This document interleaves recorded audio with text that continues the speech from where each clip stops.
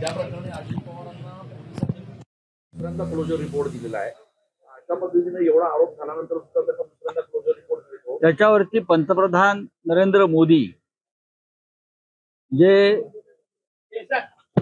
अजिबात भ्रष्टाचार खपून घेतला जाणार नाही किंवा जनतेचा देशाचा पैसा लुटणाऱ्यांना सोडणार नाही, त्यांना तुरुंगातच टाकू.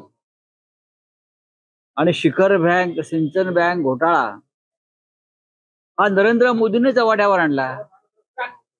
त्याच्यामुळे भारतीय जनता पक्ष, खास करून प्रधानमंत्री नरेंद्र मोदी यांनी त्याच्यावर आधी भाष्य करावं. आणि अशा प्रकारे क्लोजर रिपोर्ट फक्त बीजेपीच्या वॉशिंग मशीन मध्ये गेल्यावरच का उपलब्ध होतात, इतरांच्या नशिबी असे क्लोजर रिपोर्ट का नाहीत, त्याच्यावरती महाराष्ट्रात चिंतन आणि मंथन करावं लागेल. अशा प्रकारचे क्लोजर रिपोर्ट हा या देशातला सगळ्यात मोठा भ्रष्टाचार आहे आणि तो सत्ताधारी भारतीय जनता पक्ष करतो.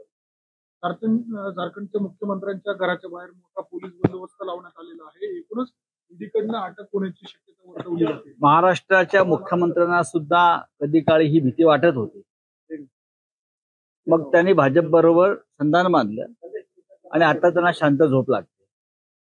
हेमंत सोरेन यांनी भाजप बरोबर संधान बांधण्यास नकार दिला. अत्यंत स्वाभिमानाने, बेडरपणे ते परिस्थितीला सामोरे जात आहेत. पण एका राज्याच्या लोकनियुक्त मुख्यमंत्र्याच्या संदर्भात अशी कारवाई करणं बरं का, हे कितपत योग्य आहे? त्यांची चौकशी करू शकता. दुसरीकडे त्यांची तुम्ही चौकशी करू शकता.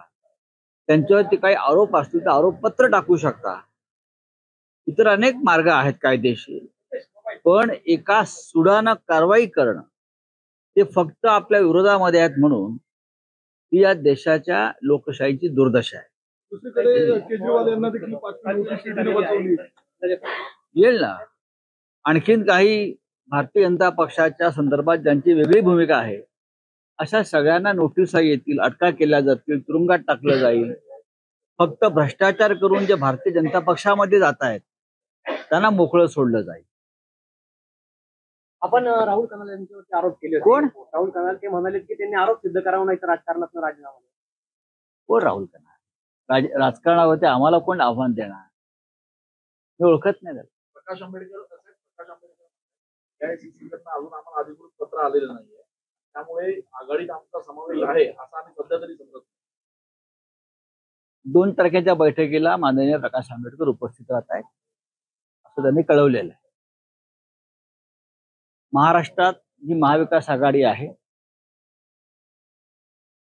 त्या महाविकास आघाडीचे निर्णय घेण्याचा अधिकार काँग्रेसकडून नाना पटोले, बाळासाहेब थोरात, अशोकराव चव्हाण असे प्रमुख नेते, शिवसेनेचे पक्षप्रमुख उद्धव ठाकरे आहेत आणि राष्ट्रवादी काँग्रेसचे माननीय शरद पवार या सगळ्यांनी त्यांना अधिकृतपणे त्यांच्या सांगण्यावरून महाविकास आघाडीमध्ये समाविष्ट करून घेतलेला आहे. त्या संदर्भातलं एक दुसरं पत्र आम्ही काल त्यांना दिलेलं आहे.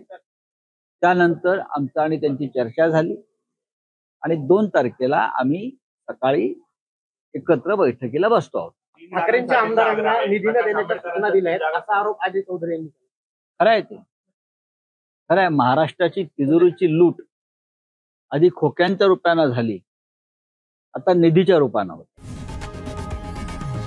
लोकशाही मराठी ऐका, पहा, जागरूक रहा.